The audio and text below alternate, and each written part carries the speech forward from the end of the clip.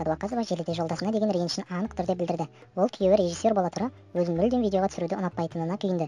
Оған қоса отағасы жұлдызды келіншегіне үйде телефонды көп қолдануға рұқсат бермейтін болып шықты. Мадина Садуақасова Инстаграм желісінде ағынан жарылып, күйеуіне қатысты тың мәліметтермен бөлісті. Өнер иесі жолдасы режиссер болғандықтан өзіне түрлі бейнебаяндар таспалап береді деп армандаған. Алайда іс жүзінде отағасы оны тіпті суретке түсіргісі келмейді екен.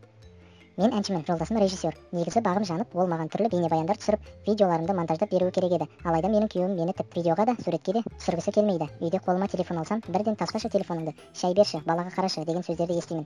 Бұл жағдай адамды ренжітеді екен. Кейбір келіншектердің жолдасы режиссер болмаса да, көмектесіп, барынша тырысып фото видеоға түсіріп, тікелей эфирлерде бірге отырады. Ал біздікі телефон көрсе жынданады. Бірақ сонда да сүйемін оны, деп жазды әнші.